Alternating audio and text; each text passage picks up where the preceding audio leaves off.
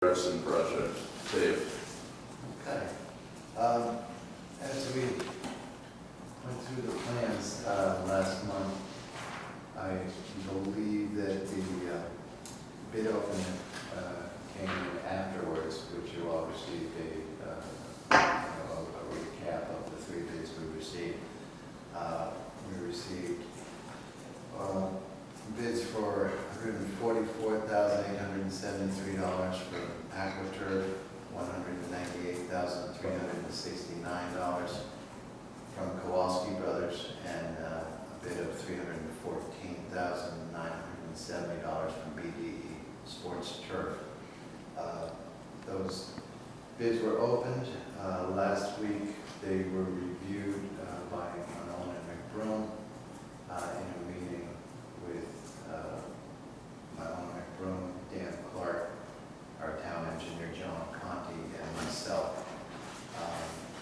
After some questions and comments on them, we brought in Mark DeAndrea from AquaTurf, who was the low bidder on the project and the only one that came in on budget with the same group. Tom Shield from Manone McBroom is happy with Mark DeAndrea's responses to his questions, feels he's an extremely qualified contractor. I know it's the same company that did B1, so it's the same gentleman? Same company. Okay. Yeah, it's a small company. Okay. We have subsequently gone on a site walk with the Conservation Commission that took place Saturday morning, this past Saturday morning at 8 a.m. There were 4 members of the Conservation Commission there. Took the walk. John Conti and I were there to explain the project to them, although they had the plans and the specifications, which they accepted at their last meeting. The Conservation Commission will meet on the 19th, which is a week from tomorrow, for discussion of this item on their agenda, at which point I'm hopeful that we will get a positive response from Conservation. We did make a couple of changes to our plans. We were fortunate enough to get a bid from AquaTurf that would cover all the items that we had in our specifications and on our plans. The real happy part for us is that we can now cover regrading right in center field on Revson Varsity. As you know, Revson Varsity is sloped towards the infield, so after a rain, the water sheet flows towards the infield, making play less than ideal. Years ago, the varsity field and the junior varsity field were on the other side of the field by the Collins property, the other Collins property. And they were oriented wrong in terms of the sun play. In other words, the batter is in the batter's box at 4 o'clock at a varsity game, and the sun is coming right into their eyes. So these fields were turned around to the other side of the parcel, which made the sun orientation proper, but it made the grade improper. So what we are doing now, and have fortunately been able to cover, is a grading project, which this is the varsity field. School Road is here. We are taking from center field, because center and left field are level to sloping towards the road, which is proper drainage for sheet flow. Varsity Field's the northernmost field. Varsity Field is the southernmost field. School Road is closer to the middle school. School Road is here, the middle school is here. School Road is here, so middle school is here. Further from Motel. So the most northern field is the varsity field. Where we run into trouble is the grades here are at 345.6, the grades here are at 346.9. So you've got over a foot or so going towards the infill. What we're going to do is take what we're proposing to do and hopefully to get approval from the Conservation Commission and subsequently the Board of Selectmen on the 21st is to regrade from center field from this line right here. Regrade from the edge of the infield out to the end of the property by the home run fence to have the grade changed from to 345 to 344. So we're going to slope it a foot to drain away from the infield. So net 2 feet over that distance? Net 2 feet over that distance. And what happens over here? Does this flow onto there and then flow? This will be graded down towards the end of the property, and what we're going to do is we're going to have, if there is any water after heavy rain, it would pool at about the home run fence as opposed to on the field of play. To remediate that, we are proposing to do a sand remediation in the outfield, introduce some sand particles into the soil so that we have better permeation at the end here, and we will be able to take that water and have it permeate into the... This can all be done within 145? Yes, yes. To do that, we have removed this drainage, okay, which may be conservation people on the sidewalk happy, because there's no need to have the drainage here, because now we're sloping the field away. The reason for the drainage original proposal was because this is where the water was running into. They like to hear sheet flow as opposed to They like to hear towards sheet flow, they storm like to sewers. hear no pipes, because we do have a wetland area over here, which is their concern. What? My question was going to be, when they regrade, do they just use existing material, or do they bring in new They're fill? gonna grade down, which is a cut, and they're gonna remove old material.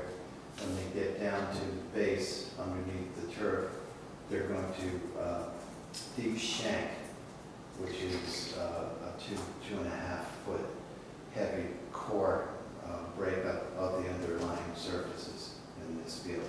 Because as you all have known over the years, this field is compact. Water does not drain, water does not permeate, water does not flow. So they can make it more permeable by doing that? They're going to bust it out to allow for more water to be able to permeate the surface. Okay, with the removal of this drainage and the addition of the deep shank busting up of the underlying material, then they're going to grade that, put some new topsoil, and then resod over the top. So it's not even going to be a seeding hay or a seeding straw. It's going to be a... So it's all going to be It's all resodded. going to be resodded, infield and the outfield from center field over. So in theory, when this thing gets done, there will be no issue with the spring play.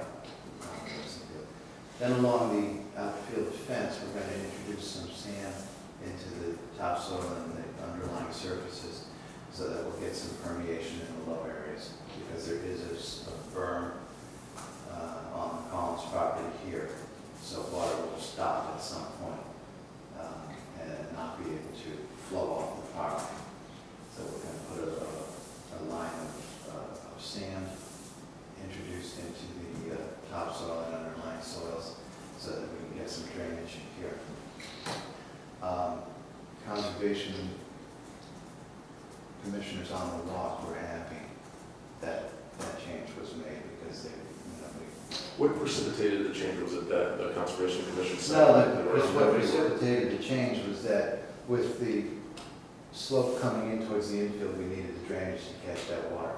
With the slope going away from the infield, we don't need that drainage because the water isn't staying there. The water. But I'm saying, who drove the change? Combination of our town engineer, myself, the owner, Tom Shield, and because that's one of the first questions I asked Tom when he came down. I said, with the sheet flow going away from the field, we still need this drainage, because if you thought it was worth keeping, we would have kept it in. But he said that we're not getting a catch spot here anymore if we grade the field this way and this way. So we've got coverage of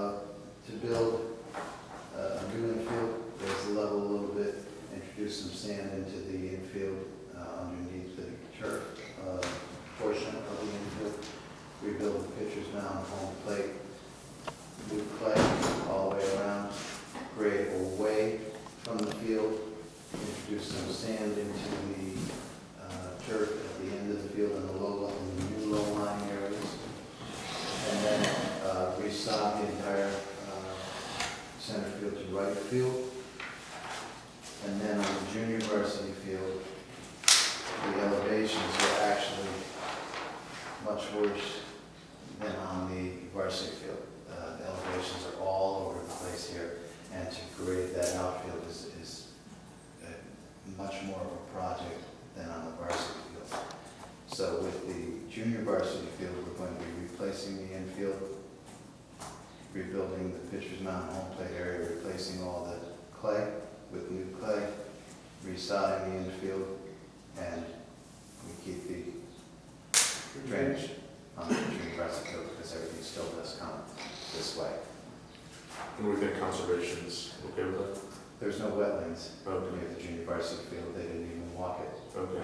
They didn't even walk it. We walked the varsity field.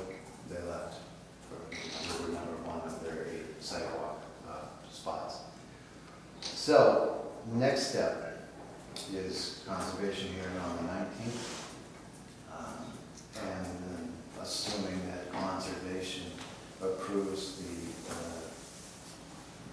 changes and the plan for the varsity and junior varsity field, Board of Selectmen on Thursday, I think the 21st. And if they approve awarding the contract to MVP AquaTurf, hopefully we'll get shovel in the ground end of July, first week in August.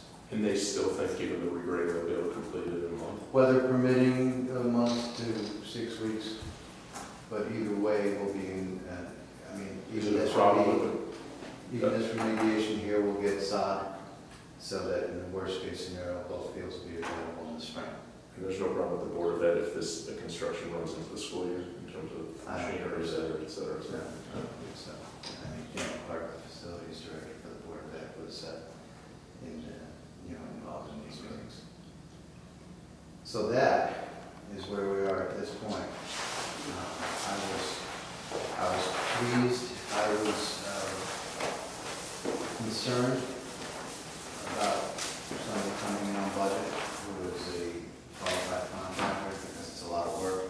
I was very pleased that they did come in on budget, at least one of the 3, and that we didn't have to piece the project out and do varsity field only, not junior varsity field, or bits and pieces of both. But if things break the way it looks like they may break, we can get it all covered, with the exception of the regrading, of the junior varsity field outfield, which we didn't even attempt because the grades were everywhere. Dave, now that July 1 is coming around, why are we still involved with this?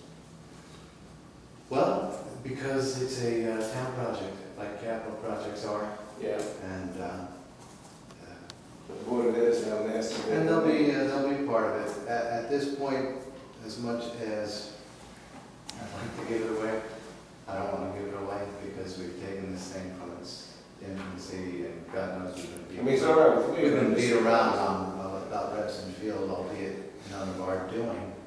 We've been beat around on